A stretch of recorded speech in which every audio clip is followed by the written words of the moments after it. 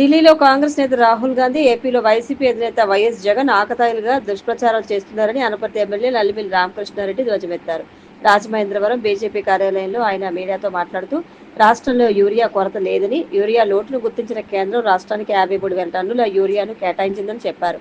ఇందులో 10,000 టన్నులు ఇప్పుడు పంపించగా మరో 38,000 టన్నులు కూడా రాబోతున్నాయని, మిగిలినవి కూడా నెలాఖరుకు వస్తాయని చెప్పారు. అయితే వైసీపీ వాళ్ళు యూరియా విషయంలో చేసిన దుర్మార్గం దారుణమన్నారు. కేంద్రానికి దాదాపు 48,000 కోట్ల రూపాయలు భారమైన సామాన్య మధ్యతరగతి ప్రజలను దృష్టిలో ఉంచుకుని జీఎస్టీలో సంస్కరణ తీసుకురావడం అభినందనీయమని రామకృష్ణారెడ్డి అన్నారు. జీఎస్టీ సంస్కరణతో నిత్యావసరాలు, మందులు వంటి అన్ని వస్తువుల ధరలు తగ్గుతాయన్నారు. ఈ సందర్భంగా ప్రధాని మోదీ, కేంద్ర ఆర్థిక మంత్రి నిర్మలా సీతారామన్, జీఎస్టీ మండలికి ఎమ్మెల్యే రామకృష్ణారెడ్డి కృతజ్ఞతలు తెలిపారు. జిల్లా బీజేపీ అధ్యక్షుడు పిక్కి రాగేంద్ర, పార్టీ నాయకులు నీరుకొండ వీరన్న చౌదరి, అడబాల రామకృష్ణ, యానాపు యేసు, క్షత్రియ బాలసుబ్రహ్మణ్య సింగ్, వేరా వీరాంజనేయులు, మోదీ సత్యబాబు, మద్దిపాటి రజని, కమలేష్ జైన్, పైబోయిన సురేంద్ర తదితరులు పాల్గొన్నారు. రాజమహేంద్రవరం నగరపాలక సంస్థ పరిధిలో అక్రమ నిర్మాణాలపై చర్యలు తీసుకోవాలని collector in-charge commissioner P Prashanti అధికారులను ఆదేశించారు. టౌన్ ప్లానింగ్ అధికారులతో కలిసి ఆమె క్షేత్రస్థాయిలో పర్యటించి పలు భవనాలకు పరిశీలించారు. భవన నిర్మాణాల అనుమతుల జారీలో ఎక్కడా జాప్యం ఉండరాదని అధికారులను ఆదేశించారు. అనుమతులు పొందిన భవన యజమానులు ఇచ్చిన ప్లాన్ ప్రకారమే నిర్మిస్తున్నారా లేదా అన్న విషయాన్ని సమగ్ర పరిశీలన చేయాలన్నారు. ప్లానింగ్ లో ఏమైనా వ్యత్యాసాలు ఉన్నట్లయితే చర్యలు తీసుకోవాలన్నారు. అలాగే అనుమతులు లేకుండా నిర్మిస్తుంటే నిబంధనల మేరకు నోటీసులు జారీ చేయాలన్నారు. వాహనాలను అపార్ట్మెంట్ల లోపలే పార్కింగ్ చేసుకునేలా భవన యజమానులకు స్పష్టంగా తెలియజేయాలన్నారు. ఇష్టానుసారంగా రోడ్లపైన పార్కింగ్ చేయడం వల్ల ట్రాఫిక్ కు అంతరాయం ఏర్పడుతుందన్నారు. కలెక్టర్ వెంట సిటీ ప్లానర్ జి కోటయ్య, ఏసీపీలు శ్రీనివాస్, నాగవల్లి, ఇతర టౌన్ ప్లానింగ్ సిబ్బంది పాల్గొన్నారు. రాజానగరం నియోజకవర్గంలోని పుణ్యక్షేత్రం గ్రామంలో విదేశీ పక్షుల సంరక్షణకు 4 కోట్లతో సమగ్ర ప్రాజెక్టు నివేదికను సిద్ధం చేసినట్లు రాజానగరం ఎమ్మెల్యే భక్తుల బలరామకృష్ణ వెల్లడించారు. ఈ మేరకు అటవీశాఖ అధికారులతో ఆయన సమీక్షించారు. 125 సంవత్సరాల నుంచి ఈ విదేశీ పక్షులు పుణ్యక్షేత్రానికి వస్తున్నాయని, ఈ ప్రాంతం సందర్శకులకు కోసం అభివృద్ధి చేస్తామని భక్తుల చెప్పారు. పుణ్యక్షేత్రం బోర చెరువును అభివృద్ధి చేసి సందర్శకులకు అనుకూలంగా తీర్చిదిద్దుతామని తెలిపారు. పక్షుల ఆవాసానికి వీలుగా నిర్మాణాలు చేపడతామని, పక్షులను తిలకించడానికి ప్రత్యేకించి వాచ్ టవర్ ఏర్పాటు చేస్తామని, చిల్డ్రన్ ప్లే జోన్లు తదితర సదుపాయాలు ఈ ప్రాంతాన్ని ఒక ఎకో టూరిజం ప్రాంతంగా అభివృద్ధి చేస్తానని ఆయన వివరించారు. ఈ శాంక్చురీ కేవలం టూరిస్టులకు మాత్రమే కాకుండా విద్యార్థులు, పరిశోధకులు, పక్షి ప్రేమికులకు ఉపయుక్తంగా తీర్చిదిద్దుతామని భక్తుల బలరామకృష్ణ తెలిపారు. ఈ సమీక్ష సమావేశంలో జిల్లా forest officer V Prabhakar Rao, Rajahmundry forest range officer David Raju, deputy range officer Padmavathi Devi తదితరులు పాల్గొన్నారు. ఉపాధ్యాయ దినోత్సవం సందర్భంగా Adikavi Nannaya university department of commerce and management studies professor P Umamaheswari Devi ప్రతిష్టాత్మక రాష్ట్ర ఉత్తమ ఉపాధ్యాయ అవార్డు 2025కు ఎంపికయ్యారని బీసీ ఆచార్య ఎస్ ప్రసన్నశ్రీ తెలిపారు. టీచర్స్ డే సందర్భంగా ఆంధ్రప్రదేశ్ రాష్ట్ర ముఖ్యమంత్రి నారా చంద్రబాబు నాయుడు చేతుల మీదుగా ఉత్తమ ఉపాధ్యాయ అవార్డును ఉమామహేశ్వరి దేవి అందుకుంటారని ఆమె తెలిపారు. ఉమామహేశ్వరి దేవిని బీసీ అభినందించారు. భవిష్యత్తులో మరింత ఉన్నత శిఖరాలకు చేరుకోవాలని, విద్యార్థులకు ఆదర్శంగా నిలవాలని శుభాకాంక్షలు తెలియజేశారు. రిజిస్ట్రార్ ఆచార్య KV Swamy, arts and commerce principal ఆచార్య డి జ్యోతిర్మయి, విభాగాధిపతి ఆచార్య ఎన్ ఉదయ్ భాస్కర్, విశ్వవిద్యాలయ అధికారులు, అధ్యాపకులు, అధ్యాపకేతర సిబ్బంది ఉమామహేశ్వరి దేవికి శుభాకాంక్షలు తెలియజేశారు. ఆంధ్రప్రదేశ్ జ్యుడిషియల్ అకాడమీలో శిక్షణ పొందుతున్న న్యాయాధికారులు క్షేత్రస్థాయి పర్యటనలో భాగంగా academy director CH Purushottam Kumar ఆధ్వర్యంలో రాజమహేంద్రవరం సెంట్రల్ జైలు సందర్శించారు. జైలులోని పలు విభాగాలను వారు పరిశీలించారు.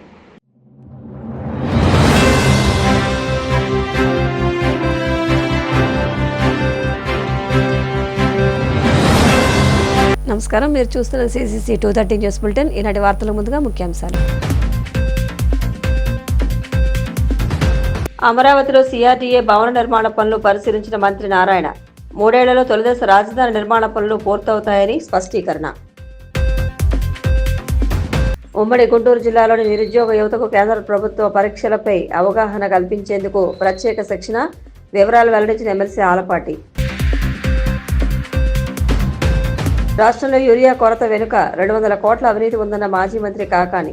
ఉద్దేశపూర్వకంగానే ఎక్కువ యూరియాను ప్రైవేట్ మార్కెట్కు తరలించారని ఫైర్. విశాఖలో మరికొద్ది రోజుల్లో పర్యాటకులకు థ్రిల్ పంచనున్న గాజు వంతెన. కైలాసగిరిపై 50 మీటర్లలో పొడవు కలిగిన గాజు వంతెన నిర్మాణం.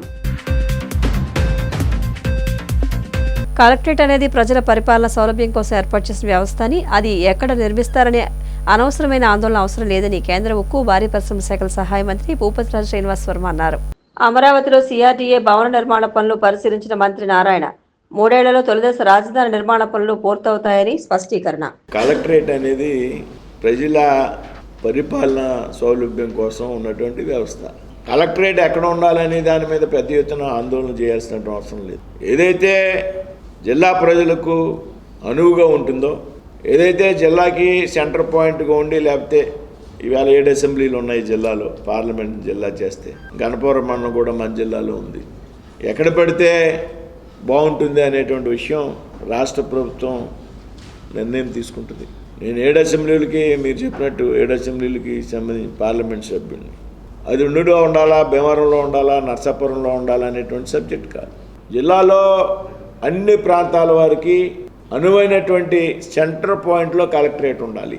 ఆ కలెక్టరేట్ ప్రాంగణం కూడా విశాలంగా ఉండాలి. ఏదైతే బిల్డింగ్స్ ఉన్నాయో బిల్డింగ్స్ కూడా విశాలంగా ఉండాలి. ఏదైతే ఇంటిగ్రేటెడ్ కలెక్టరేట్స్ అని అనుకుంటున్నామో ఒకే ప్రాంగణంలో అన్ని జిల్లాల ప్రభుత్వ కార్యాలయాలు ఉండాలి. ఈ విధమైనటువంటి ఫెసిలిటీ ఎక్కడైతే అందుబాటులో ఉంటుందో అక్కడ కలెక్టరేట్ ఉండడం సమంజసం. మనం ఆ విధంగానే అలా ప్రజలకు అనువైన, ఇందులో రాజకీయాలకు అవకాశం లేదు, ప్రెస్టేజ్లకు అంతకన్నా అవకాశం లేదు. మనందరం చూడాల్సిన ప్రజల యొక్క సౌలభ్యం. ప్రజలకి సౌలభ్యంగా ఉండే విధంగా ఎక్కడైతే ఉండాలో రాబోయేటువంటి రోజుల్లో కలెక్టరేట్ అక్కడే ఉండే విధంగా ప్రభుత్వం నిర్ణయం తీసుకుంటుంది అని నా యొక్క ఆశాభావం. ఏర్పడిన జిల్లాల ఏతున్నాయి ఖచ్చితంగా ఇంటిగ్రేటెడ్ కలెక్టరేట్లుగా ఉండాలి. ప్రజలకు ఒకసారి కలెక్టరేట్ కాంపౌండ్లోకి వెళ్ళామంటే అన్ని ప్రభుత్వ శాఖల అధికారులు, జిల్లా అధికారుల కార్యాలయాలు అక్కడే ఉండాలి. ఆ విధంగా మనం అంతా కూడా ప్రయత్నం చేద్దాం. ప్రభుత్వానికి కూడా ఆ రకంగా ఉండే విధంగా విజ్ఞప్తి చేద్దాం. కలెక్టరేట్ ఏర్పాటు అనేది రాజకీయపరమైనటువంటి అంశం కాదు. కలెక్టరేట్ ఏర్పాటు అనేది ప్రజా సౌలభ్యం కోసం ఉండాలి. ఇందులో పంతాలు పట్టింపులకు అవకాశం లేదు, రాజకీయపరమైనటువంటి అభిప్రాయాలకు అసలే తావులేదు. కాబట్టి ఆ విధంగా మనం అంతా కూడా మీడియా వారి సహకారంతో కూడా మీరు కూడా సూచించండి, మీడియా వారు కూడా చెప్పండి. విశాఖ స్టీల్ ప్లాంట్ను నష్టాల నుండి లాభాల బాట పట్టించేందుకు కొన్ని కఠిన నిర్ణయాలు అమలు చేస్తున్నామని కేంద్ర మంత్రి శ్రీనివాస్ వర్మ స్పష్టం చేశారు. భీమవరం జిల్లా బీజేపీ కార్యాలయంలో నిర్వహించిన మీడియా సమావేశంలో ఆయన మాట్లాడారు. భీమవరంలోని జిల్లా బీజేపీ కార్యాలయంలో నిర్వహించిన మీడియా సమావేశంలో ఆయన మాట్లాడుతూ స్టీల్ ప్లాంట్ను ప్రైవేటీకరణ చేస్తారంటూ ప్రతిపక్షాలు చేస్తున్న ఆరోపణలను మానుకోవాలని హితవు పలికారు. ప్లాంట్ను కాపాడేందుకే కేంద్రం 11,500 కోట్లు ఇచ్చిందని, ప్లాంట్ భవిష్యత్తు ప్రయోజనాలను కాపాడేందుకు ప్రభుత్వం తీసుకునే చర్యలకు కార్మికులు, ట్రేడ్ యూనియన్ నాయకులతో సహా అందరూ సహకరించాలని కోరారు. విశాఖ స్టీల్ ప్లాంట్ భవిష్యత్తుకు ఎటువంటి నష్టం లేదని, కార్మికుల సహకారంతో ప్లాంట్ను లాభాల బాట పట్టిస్తామని ఆయన ధీమా వ్యక్తం చేశారు. విశాఖ ఉక్కుని దాదాపు ప్రైవేటైజేషన్ అయిపోయింది అనుకున్నటువంటి సమయంలో నరేంద్ర మోడీ గారి ప్రభుత్వం పెద్ద ఎత్తున ప్యాకేజ్ ఇచ్చి ఆదుకున్నటువంటి సందర్భం మనంతో గ్రహించాలి. ఇంకోటి, గత 10 సంవత్సరాలుగా ఏ స్టీల్ మినిస్టర్ కూడా విశాఖ ప్లాంట్కి పోలే. ముఖ్యంగా ప్రైవేటైజేషన్ ప్రకటించాక ఏ స్టీల్ శాఖ మంత్రి కూడా విశాఖ స్టీల్ ప్లాంట్ ప్రాంగణంలోకి వెళ్ళలేదు. అయితే నా కోరిక మేరకు కుమారస్వామి గారిని కూడా ఒప్పించి స్వయంగా ఆయన, నేను కూడా ప్యాకేజీకి ముందే, ప్యాకేజ్ ఇచ్చాక కాదు, చాలామంది నివారించడానికి ప్రయత్నం చేశారు. పెద్ద ఎత్తున ఆందోళన చేస్తారు, ఇబ్బందులు ఉంటాయి, మీరు వెళ్ళొద్దు అన్నప్పటికీ కూడా రేపు వెళ్దాం, కార్మికులతో మాట్లాడదాం, యజమానులతో మాట్లాడదాం, యూనియన్స్తో మాట్లాడదాం, సమస్యని మరింత లోతుగా అధ్యయనం చేద్దామని కుమారస్వామి గారిని కన్విన్స్ చేసి ఆయన వెళ్ళి స్టీల్ ప్లాంట్కి వెళ్ళి 2 రోజులు అక్కడ ఉండడం జరిగింది. ఆ సందర్భంగా ఒక అవగాహనకు వచ్చి ఆ మేరకు ఆ తర్వాత నిర్మలా సీతారామన్ గారిని కానీ, ప్రధానమంత్రి గారిని కానీ కలవడం ద్వారా, అమిత్ షా గారిని కలవడం ద్వారా దాని యొక్క ప్యాకేజ్ ఇవ్వాల్సినటువంటి అవసరాన్ని చెప్పిన మీదట పెద్ద ఎత్తున ప్యాకేజ్ ఇవ్వడం. అయితే ఈ ప్యాకేజ్ ఇచ్చినటువంటి సమయంలో కొన్ని కఠినమైనటువంటి నిర్ణయాలు తీసుకోవాలనేటువంటి విషయం కూడా political affairs cabinet sub committee ఏదైందో ఆ కమిటీ సూచించింది. కొంత ఆర్థిక భారం తగ్గించుకోవాలి, ఎక్సెస్ ఉన్నటువంటి చోట కొంతమంది ఎంప్లాయీస్ని, అధికారులను తగ్గించాలి. అది కూడా వాలంటరీగా బలవంతంగా తీయాలనేటువంటి ఆలోచన లేదు. విఆర్ఎస్ ప్రకటించింది. విఆర్ఎస్లో ఎవరైతే ముందుకు వచ్చారో వారందరికీ కూడా అన్ని రకాల బెనిఫిట్స్ ఇస్తూ స్వచ్ఛంద పదవీ విరమణకు అంగీకరించడం జరిగింది. అయితే ఈ కఠినమైనటువంటి విశాఖ స్టీల్ ప్లాంట్ గాడిన పడాలి, ఇవాళ ఇచ్చినటువంటి ప్యాకేజీ ఆధారంగా దాని నష్టాల బారి నుండి బయటికి తీసుకురావాలి, రాబోయేటువంటి రోజుల్లో లాభాల మార్గంలో నడిపించాలనేటువంటి ఆలోచనతో ఈ నిర్ణయాలు అమలు చేస్తుంది. ఇది కార్మికులకు వ్యతిరేకంగా కాదు, ట్రేడ్ యూనియన్స్కి వ్యతిరేకంగా కాదు, అయితే ఉద్యోగుల యొక్క పొట్ట కొట్టాలన్న ఆలోచన కేంద్ర ప్రభుత్వానికి లేదు.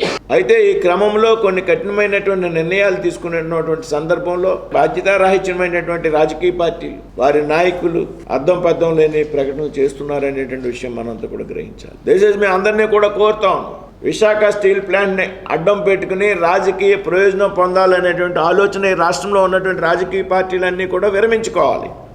నిజంగా మీకు విశాఖ స్టీల్ ప్లాంట్ భవిష్యత్తుపై మీకు నమ్మకం ఉంటే, విశాఖ స్టీల్ ప్లాంట్ భవిష్యత్తును మీరు కోరుకునేవారైతే, విశాఖ స్టీల్ ప్లాంట్లో పనిచేసేటువంటి కార్మికుల కుటుంబాల యొక్క ప్రయోజనాలు మీరు కోరుకున్నట్లయితే ఈ విధమైనటువంటి గందరగోళ పరిస్థితులు దారితీసేటువంటి ప్రకటనలు కానీ విమర్శలు కానీ మానుకోవాలని ఈ రాష్ట్రంలో ఉన్నటువంటి రాజకీయ పక్షాలందరికీ కూడా సవినయంగా మనవి చేస్తుంది. దీన్ని అడ్డం పెట్టుకుని రాజకీయ ప్రయోజనాలు పొందాలనేటువంటి ఆలోచన ఏదైతే ఉందో ఇది బాధ్యత రాహిత్యం. కాబట్టి అటువంటి ప్రకటనలు మానుకోవాలి. విశాఖ స్టీల్ ప్లాంట్ భవిష్యత్తుకి రాబోయేటువంటి రోజుల్లో ఎటువంటి డోకా ఉండదనేటువంటి విషయాన్ని ఈ సందర్భంగా స్పష్టం చేస్తుంది. కాంట్రాక్ట్ కార్మికుల్ని అవసరమైన మేరకన్నా ఎక్కువ కాంట్రాక్ట్ కార్మికుల్ని తీసుకున్నటువంటి పరిస్థితి అక్కడ ఉంది. ఆ మేరకు నేను ఇందాక మాట్లాడింది పర్మనెంట్ ఎంప్లాయీస్ గురించి. కొంతమందిని కాంట్రాక్ట్ కార్మికుల్ని తీయవలసినటువంటి అవసరం కనపడింది. ఏది చేసినా కానీ విశాఖ స్టీల్ ప్లాంట్ భవిష్యత్తు కోసం ఏ అయితే సప్లైదారులకు ఉన్నటువంటి బాకీలు అవుతున్నాయో వాటిని అన్నింటినీ కూడా కేంద్ర ప్రభుత్వం చెల్లించి ఫ్యాక్టరీని గాడిని పెట్టి గతంలో ఉన్నటువంటి కేంద్రంలో ఉన్నటువంటి ప్రభుత్వం ఏదైతే ఉందో అవసరం లేకుండానే ఎక్స్పాన్షన్ పేరుతో 3వ బ్లాస్ట్ ఫర్నేస్ నిర్మించడం జరిగింది.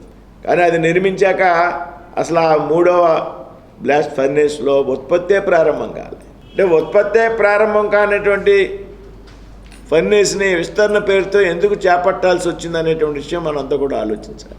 అయితే మనం ప్యాకేజీ ఇచ్చాక ప్యాకేజీ నిర్ణయం తీసుకున్నాక అప్పటికి ఒక బ్లాస్ట్ ఫర్నేస్ మాత్రమే పనిచేస్తుంది, రెండోది కూడా పనిచేయడం మానేసిన సందర్భంలో వాడు 3 BFలు కూడా పనిచేస్తున్నాయి. 3వ బ్లాస్ట్ ఫర్నేస్ను కూడా వినియోగంలోకి తెచ్చాం. ఏదైతే విశాఖ స్టీల్ ప్లాంట్ ఉత్పత్తి సామర్థ్యం ఉన్నదో 7.3 మిలియన్ టన్ అది ఉత్పత్తి సాధించే దశగా మనం కూడా ముందుకెళ్ళాం. గత మార్చిలో ఏప్రిల్ మే జూన్లో విశాఖ స్టీల్ ప్లాంట్ చాలా సంవత్సరాల తర్వాత కొంత లాభాల బాటని ప్రయాణం చేసింది. కాబట్టి రాబోయేటువంటి రోజుల్లో 3 BFలో పూర్తిగా పనిచేస్తాయి. విశాఖ స్టీల్ ప్లాంట్ని నష్టాల బారి నుండి లాభాల బాటలోకి కార్మికుల సహకారంతో ట్రేడ్ యూనియన్ సహకారంతో ముందుకు తీసుకెళ్తాం అనేటువంటి విషయాన్ని సందర్భంగా. అమరావతిలో జరుగుతున్న రాజధాని నిర్మాణాలపై మంత్రి నారాయణ కీలక ప్రకటన చేశారు. CRDA భవన నిర్మాణ పనులు ఈ నెలాఖరుకు పూర్తవుతాయని, 3 ఏళ్లలో తొలిదశ అమరావతి నిర్మాణ పనులు పూర్తి చేస్తామని ఆయన వెల్లడించారు. CRDA భవన నిర్మాణ పనులు ఈ నెలాఖరుకు పూర్తవుతాయని, 3 ఏళ్లలో తొలిదశ అమరావతి నిర్మాణ పనులు పూర్తి చేస్తామని ఆయన వెల్లడించారు. అమరావతి అభివృద్ధి సంస్థ చైర్పర్సన్ డి లక్ష్మీ పాదసారథితో కలిసి భవన నిర్మాణ పనులను ఆయన ప్రత్యక్షంగా పరిశీలించారు. అనంతరం మంత్రి మీడియాతో మాట్లాడుతూ ఈ భవనం సుమారు 3 లక్షల చదరపు అడుగుల విస్తీర్ణంలో నిర్మితమవుతుందని, అదనంగా పక్కనే 1.20 లక్షల చదరపు అడుగుల్లో అనుబంధ నిర్మాణాలు కొనసాగుతున్నాయని తెలిపారు. దసరా సందర్భంగా ఈ భవనాన్ని ప్రారంభించేందుకు ఏర్పాట్లు జరుగుతున్నాయని మంత్రి వెల్లడించారు. 2014-19 మధ్యనే ఈ భవన నిర్మాణం పూర్తయినప్పటికీ తర్వాత వచ్చిన వైసీపీ ప్రభుత్వం పనులను నిలిపివేసిందని ఆయన ఆరోపించారు. క్యాపిటల్ సంబంధించి CRDA అథారిటీ 52 మీటింగ్ జరిగింది. దాంట్లో ఏదైతే CRDA అథారిటీ వాళ్ళు పెట్టారో వాటిని అథారిటీ ముఖ్యమంత్రి గారి యొక్క ఆధ్వర్యంలో దాన్ని యాక్చువల్గా అప్రూవ్ చేయడం జరిగింది. అదేవిధంగా అమరావతి క్యాపిటల్ సిటీలో CRDA ఆఫీస్ని కట్టాలని 2014-19 టెండర్లు వేసి స్ట్రక్చర్ పూర్తి చేశాం. దీని స్ట్రక్చర్ పూర్తి కాదు, 2014 పూర్తి చేసాం. అయితే గత ప్రభుత్వం రాజధాని 3 ముక్కలు ఆడుతూ దీన్ని నిర్విరామం చేసి పక్కన పడేశారు. ఇలా మళ్ళా మా ప్రభుత్వం రాగానే దీన్ని మళ్ళా పూర్తి చేయాలనే ఉద్దేశంతో దీన్ని టేకప్ చేసి టెక్నికల్ కమిటీలు వేసి టెక్నికల్ కమిటీస్ ద్వారా వాటి యొక్క స్ట్రెంత్ అవన్నీ స్టడీ చేయించి అది అయిన తర్వాత యాక్చువల్గా ఇది ఫినిష్ చేయడానికి టెండర్లు పిలిచాం. ఈ వర్క్ దాదాపు పూర్తయింది. గత 2 నెలల నుంచి మీకు అందరికీ తెలిసిందే కంటిన్యూస్ రెయిన్స్ వల్ల కొంత వర్క్ డిస్టర్బ్ జరిగింది. దాంట్ వర్క్ ఎప్పుడు అయిపోయింది. ఇప్పుడే ఆ కన్సర్న్ ఏజెన్సీ ఈ నెలాఖరు లోపల, ఈ మంత్ ఎండింగ్ లోపల ఈ బిల్డింగ్ మొత్తం పూర్తిగా హ్యాండ్ ఓవర్ చేస్తా ఉన్నారు. ఇది మొత్తం 3,01,000 చదరపు అడుగులు, 3 లక్షల చదరపు అడుగులతో ఈ బిల్డింగ్, దీని పక్కన పక్కన కూడా కొన్ని కట్టారు ఏసీకి వాటి కోసం కానీ మెయింటెనెన్స్కి. మొత్తం 3 లక్షల చదరపు అడుగులు. ఇది కాకుండా పక్కనే మరొక నాలుగు షెడ్స్ కట్టడం జరిగింది. అది 1,60,000 ఉన్నాయి. అది 1,60,000, ఇది ఒక 3 లక్షలు, మొత్తం 4,60,000. మున్సిపల్ శాఖకు సంబంధించి అన్ని డిపార్ట్మెంట్ ఇక్కడికి వచ్చేటట్టుగా డిజైన్ చేశారు. ఉమ్మడి గుంటూరు జిల్లాలోని నిరుద్యోగ యువతకు కేంద్ర ప్రభుత్వ ఉద్యోగ అవకాశాలను అందించాలనే లక్ష్యంతో ప్రత్యేక నైపుణ్య శిక్షణ కార్యక్రమాన్ని ప్రారంభించారు. గుంటూరు జిల్లా లక్ష్మీపురంలోని ఎన్ఆర్ఐ కాలేజ్ ప్రాంగణంలో నిర్వహించిన సమావేశంలో ఎమ్మెల్సీ ఆలపాటి రాజా, ఎమ్మెల్యే నక్క ఆనందబాబు, మాజీ ఎమ్మెల్సీ అశోక్ బాబులు ఈ శిక్షణా కేంద్ర వివరాలను ప్రకటించారు. ఈ సందర్భంగా ఎమ్మెల్సీ ఆలపాటి మాట్లాడుతూ ప్రతి సంవత్సరం కేంద్ర ప్రభుత్వం సుమారు 2.5 లక్షల ఉద్యోగాలను భర్తీ చేస్తుందని, కానీ సరైన శిక్షణ లేకపోవడంతో యువత ఉద్యోగ అవకాశాలను వినియోగించుకోలేకపోతున్నారని పేర్కొన్నారు. యువతకు కేంద్ర ప్రభుత్వం పరీక్షల సరళి, సిలబస్పై అవగాహన కల్పించేందుకు ఈ శిక్షణ చేపట్టినట్టు ఆయన వివరించారు. ఉచితంగా ట్రైనింగ్ ఇవ్వాలని చెప్పి పెద్దలు ఎన్ఆర్ఐటి చైర్మన్ అయినటువంటి రవిబాబు గారు, పెద్దలు అశోక్ బాబు గారు, రామకృష్ణ గారు, ఆనంద్ బాబు గారు, ముచ్చిరామప్రసాద్ గారు వీరందరూ కూడా కలిసి ఈ కార్యక్రమాన్ని నిర్వహించాలని చెప్పి గత 6 నెలలుగా ఈ కార్యక్రమం మీద అధ్యయనం చేసి దాదాపు ప్రతి సంవత్సరం కూడా 2.5 లక్షల ఉద్యోగాలు కేంద్ర ప్రభుత్వం ద్వారా నోటిఫికేషన్స్ వస్తూ ఉంటాయి.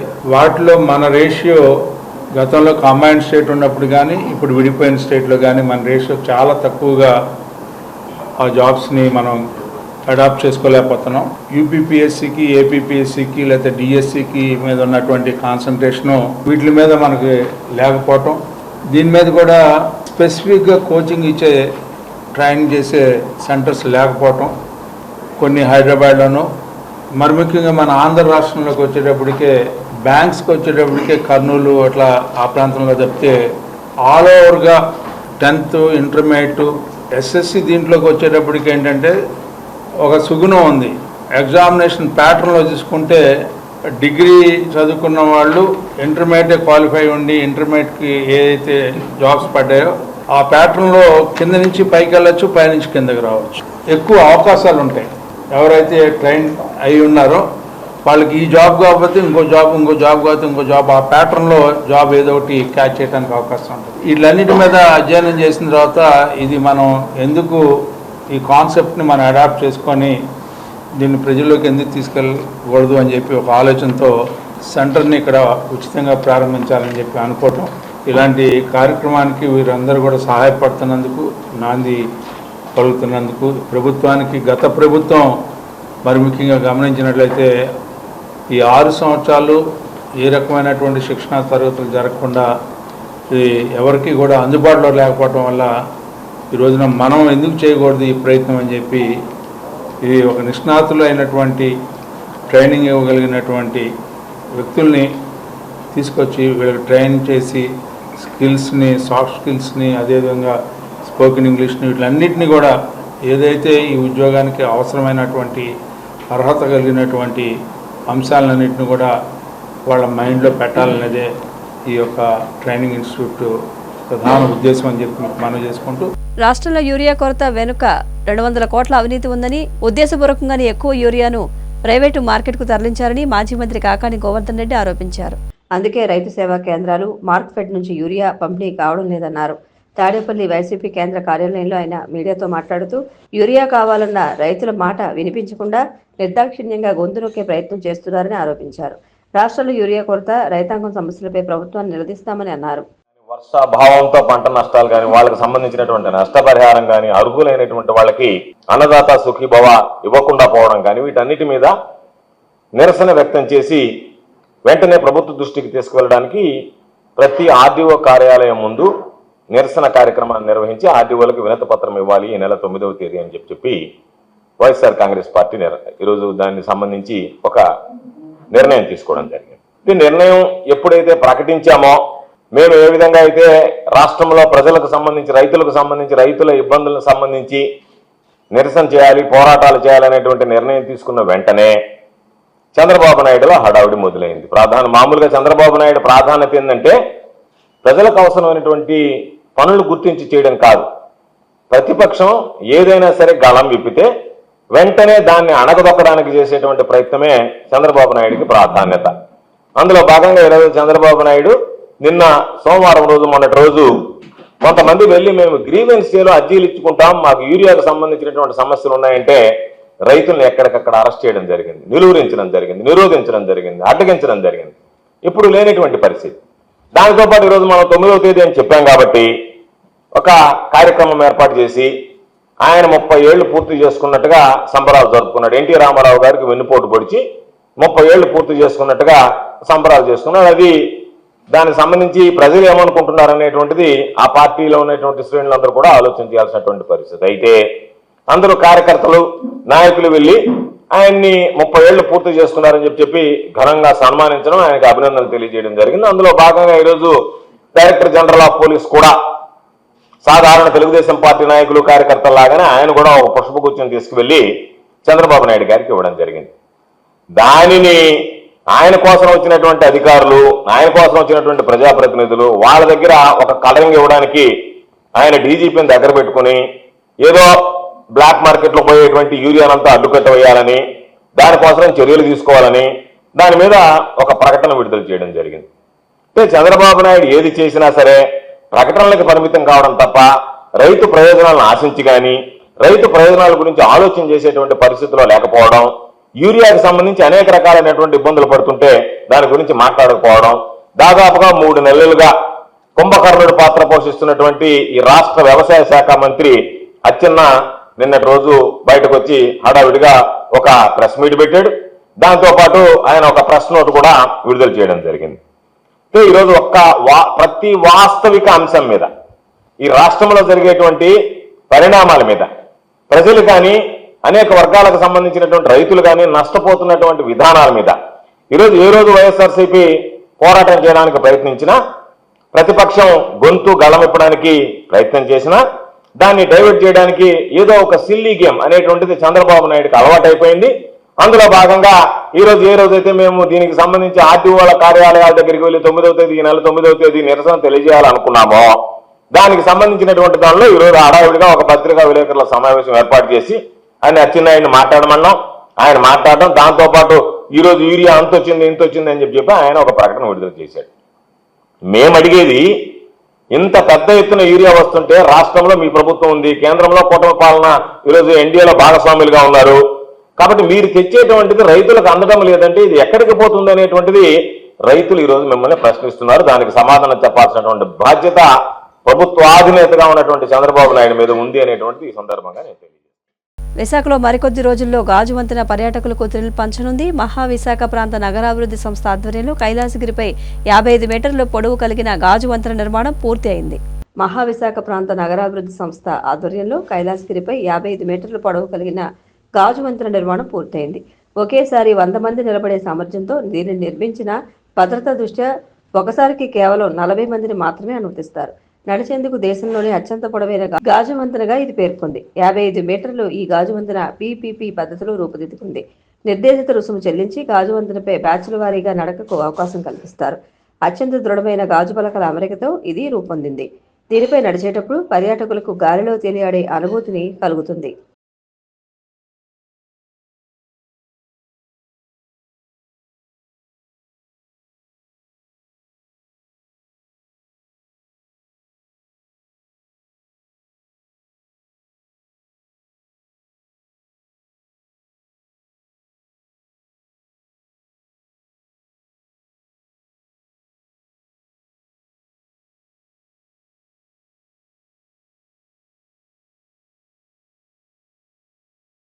శాంతి భద్రతలకు విఘాతం కలిగించే వారిపై ప్రత్యేక నిఘా ఉంచామని తిరుపతి జిల్లా ఎస్పీ హర్షవర్ధన్ రాజు వెల్లడించారు.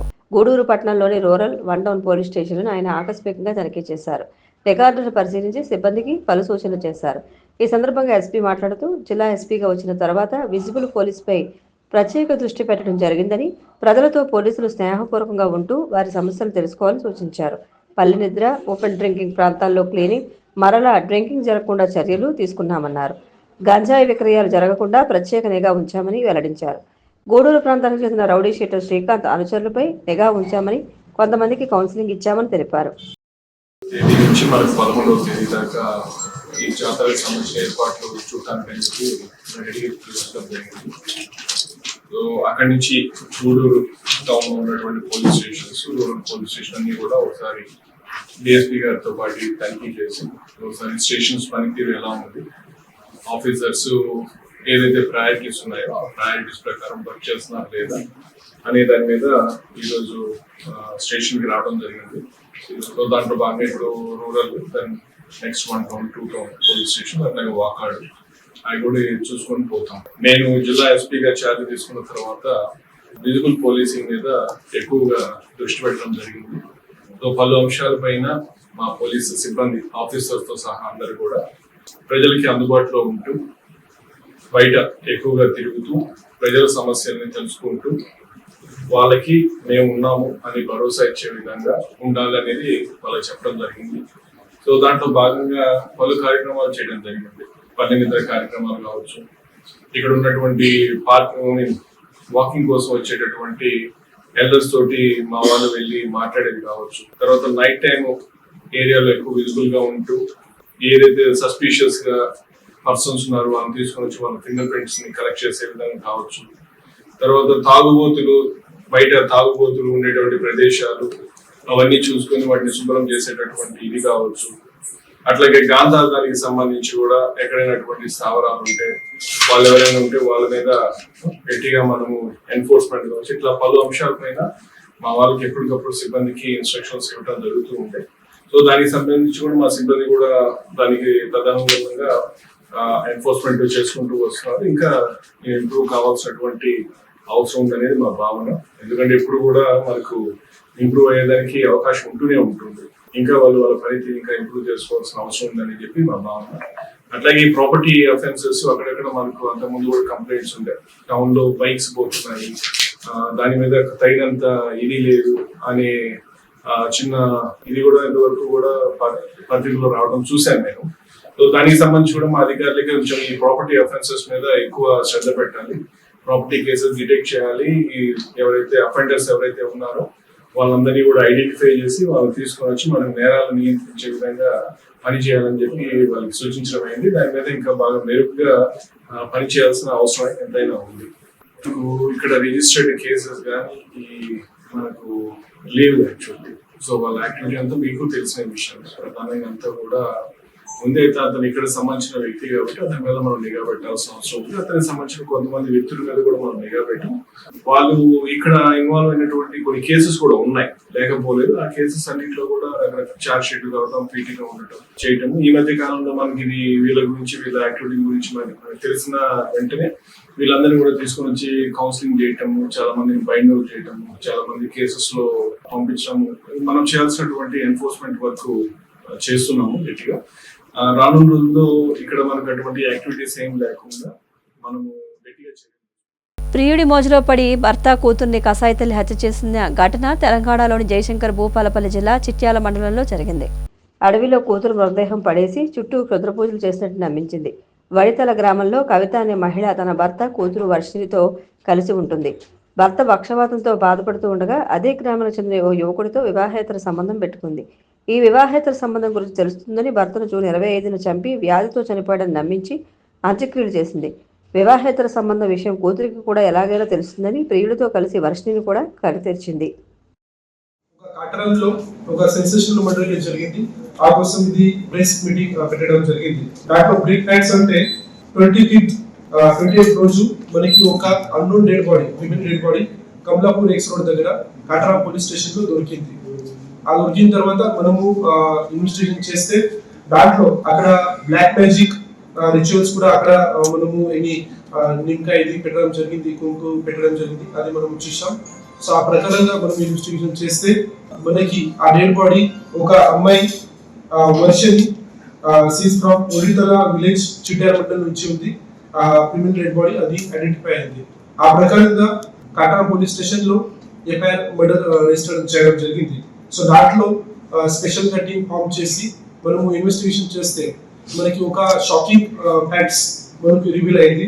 సో దాంట్లో ఇన్వెస్టిగేషన్ ప్రకారంగా డిసీజ్ అమ్మాయికి ఫాదర్ పేరు కపల కుమార్ స్వామి.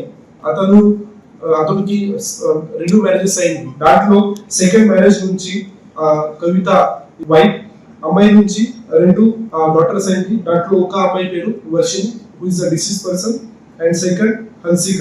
సో లాస్ట్ 5 years నుంచి ఈ డిసీజ్ అమ్మాయికి ఫాదర్ కి పారాలిసిస్ ఉంది. సో అతను బెడ్ రిడన్ లో ఉన్నాడు.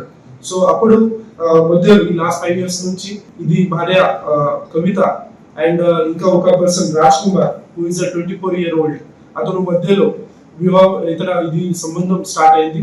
సో ఆ ప్రకారంగా ఇద్దరి మధ్యలో ఇది స్టార్ట్ అయిన తర్వాత ఫ్యామిలీ మెంబర్స్ నుంచి దాంట్లో అపోజిషన్ చేయడం జరిగింది. సో ఆ ప్రకారంగా ఇద్దరు డిసైడ్ చేశారు దట్ ఈ ఫాదర్ కి ఎవరైనా ఈ ఉన్నారో అతనికి మర్డర్ చేయాలి. సో ఆ కోసం 25th June రోజు ఆఫ్టర్నూన్ 1 o'clock కి ఇద్దరు కలిసి ఇది కవిత ఏదైనా పారాలిసిస్ హస్బెండ్ ఉన్నారు అతనికి లెగ్స్ పట్టుకోవడం జరిగింది. తర్వాత రాజ్ కుమార్ అతనికి మౌత్ నుంచి స్ట్రాంగులేషన్ చేసి మర్డర్ చేయడం జరిగింది. అప్పుడు మాత్రమే ఇది ఇద్దరు అందరికి చెప్పారు దట్ బికాస్ ఆఫ్ పారాలిసిస్ ఏదైనా హార్ట్ అటాక్ వచ్చి నేచురల్ డెత్ అయింది. ఆ ప్రకారంగా చెప్పడం జరిగింది. సో అప్పుడు పోలీస్ లో ఇది కేసు రిజిస్టర్ కాలేదు, పోలీస్ దగ్గర మ్యాటర్ రాలేదు. అప్పుడు ఇది నేచురల్ డెత్ కింద ఇది క్రిమినేషన్ కూడా అయింది. అయిన తర్వాత ఎవరైనా డిసీజ్ అమ్మాయి డాటర్స్ ఉంది వర్షిని అది అపోజ్ చేయడం స్టార్ట్ చేయండి. అప్పుడు మళ్ళీ ఇద్దరు డిసైడ్ చేశారు ఈ వర్షిని ఉంటే మనకి ఇంకా ప్రాబ్లం అవుతుంది. సో ఆ కోసం ఇద్దరు డిసైడ్ చేసి అమ్మాయికి కూడా స్ట్రాంగులేషన్ చేసి ఈ చిటియాల్లో ఉడితల విలేజ్ లో అక్కడ ఇది మర్డర్ చేయడం జరిగింది. మర్డర్ చేసిన తర్వాత ఇద్దరు ఒక బ్యాగ్ లో సైడ్ లో ఇది బాడీ పెట్టుకొని ఇది బుషెస్ లో బిహైండ్ బుషెస్ లో ఇది పెట్టడం జరిగింది. ఆ తర్వాత 2 days తర్వాత మళ్ళీ ఇది అవుట్స్కర్ట్ ఆఫ్ విలేజెస్ లో మళ్ళీ ఇది డెడ్ బాడీ అక్కడ షిఫ్ట్ చేయడం జరిగింది. కానీ అప్పుడు ఇది కొంచెం స్మెల్ రావడానికి స్టార్ట్ అయిన తర్వాత ఇద్దరు డిసైడ్ చేశారు ఇది బాడీ షిఫ్ట్ చేయాలి. సో అప్పుడు ఇది రాజ్ కుమార్ ఒక ప్రాపర్ గా ప్లానింగ్ చేసి యూట్యూబ్ పైన కొన్ని మూవీస్ కూడా చూశారు. సో బ్లాక్ మెయిలింగ్ ఎట్లా చేస్తారు, ఎట్లా ఏమేమి చేయాలి, ఆ కోసం ఇది మొత్తం ప్లానింగ్ చేసి అతను ఈ డెడ్ బాడీ అక్కడ నుంచి ఈ టీవీఎస్ ఎక్సెల్ బైక్ పైన తీసుకొని అక్కడ నుంచి కమలాపూర్ ఎక్స్ రోడ్ దగ్గర వర్షిని డెడ్ బాడీ షిఫ్ట్ చేయడం జరిగింది.